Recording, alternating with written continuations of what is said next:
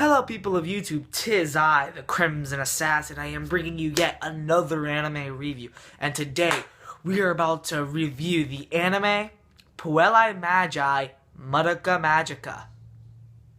It's a mouthful, I know. Now, there's basically no way to really describe this anime without basically spoiling stuff. So, I'm gonna do it my job to not really spoil much about this this anime, which later on has its movies, so we'll get to that pretty soon. So the story of Puella Magi Madoka Magica basically follows a girl named Madoka as she had this dream that she was in this post-apocalyptic world, kind of. Then, she sees that there's this girl who's being really hurt by this giant, gaping monster-looking thing. Okay, so Madoka was greeted with this freaking animal-like thing called Cube, and Cube says, well, if you want to protect her, then you must become a magical girl. Okay, but here's where it gets interesting. Later on, Madoka wakes up from that said dream, but then she finds out later on that said dream was actually real. And so Madoka is basically her trying to struggle between becoming a magical girl or not. It's the most difficult choice that any anime character has to go through. And here's why, because once you become a magical girl, you are fucked. I mean, screwed. To the point where it's just like, haha, you have to do this for the rest of your life. I'm just like, oh, God. Yeah. So let's get into the pros and cons of this series and what are my thoughts on this series. First of all, let's start with my thoughts. I fucking loved it. Okay? Seriously. And we're about to get into why I like this so much. So let's start off with the animation. Animation always goes out without saying. The animation was fucking gorgeous.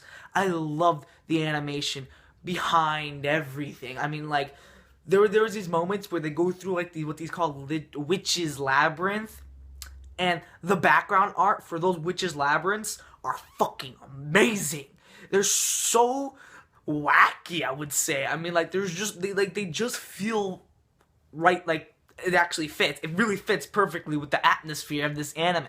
The background for this anime, stellar. I freaking loved it. And the character designs themselves are also good, which makes the background art makes it even more better. When you see a person with that freaking awesome background, you're just like, damn, you have to go through that? I feel sorry for this girl. As for its score, which is one of the best features about this anime, the score is amazing, or the OST, or however you would like to say it. I, for one, really enjoyed the score, the OST, whatever you like to say it. I really liked it a lot. Like, there's this one song I really loved, the second ending theme, where it was amazing. I freaking loved it. It was just beautiful. And apparently, she's, I think it was a she. She was a well-known composer in Japan, so I'm just like, wow, props for her. Now we get into the meaty grind.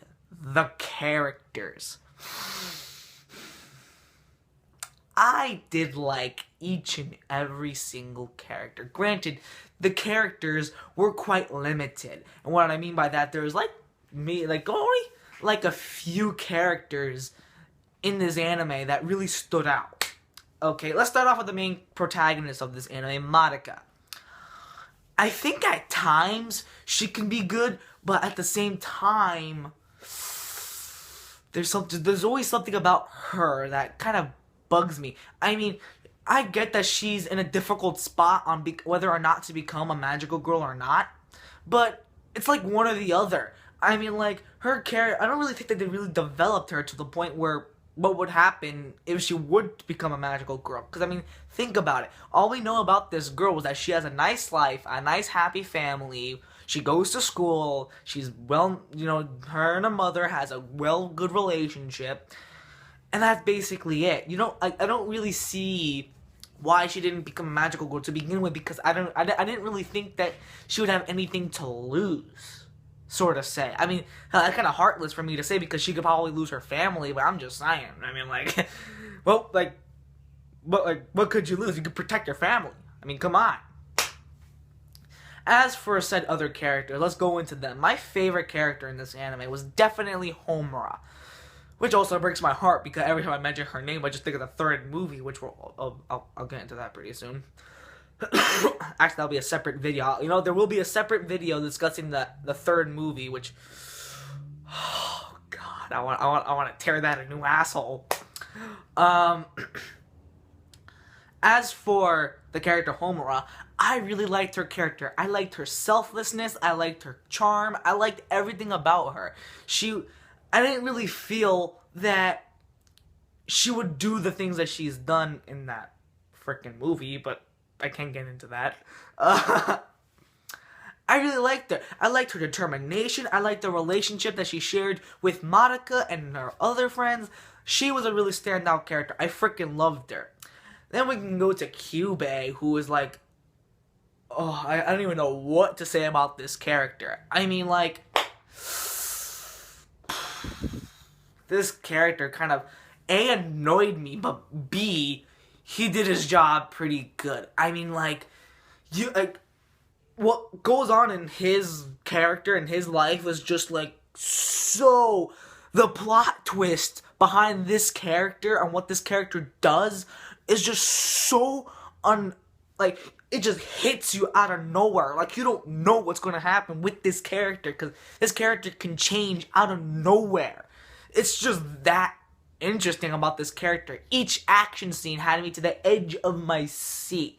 You know, it had really good action, and its psychological horror aspect, and the fact that it gives the most giant middle finger to the freaking magical girl genre. Like, forget everything you know about Sailor Moon, or or hell, you can even classify, is this a zombie out of that? Forget everything you know about magical girls, because just fucking throw it out the window, because you're just going to forget everything once you watch, because this anime is so dark, oh, it was fucking amazing. It's just so dark, you don't know what's going to happen. Each episode had me to the edge of my seat. It was so amazing. I had a blast watching this anime. I have no gripes with this anime at all. I would go by far in saying that this is probably so far a contender for the best anime of the year. I'm going that far. And it's only the first anime I saw this year. Oh my god. This anime does have an English dub, and the English dub was phenomenal. I loved the English dub behind this anime. I think the girl who did Madoka, her name was Christina May, or Christina, I forgot the girl's name. But she did an amazing job. She did a fantastic job voicing Madoka, and the other characters too. And their own voice actor, of course.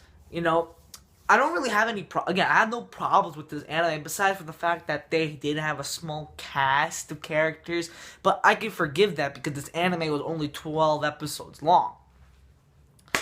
So as for the verdict, I'm gonna give Puella and Magi, Madoka Magica's score of a 10 out of 10. It is a masterpiece.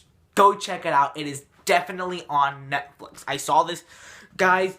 My eyes were glued to the screen. I finished this anime in one day.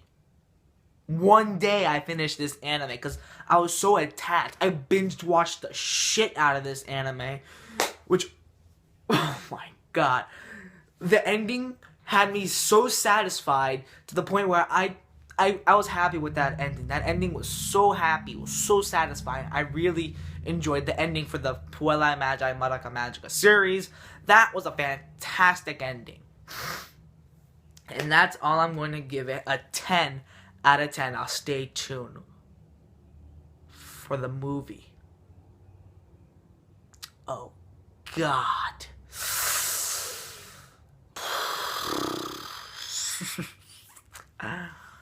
Okay.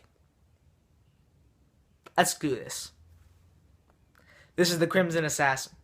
and I am signing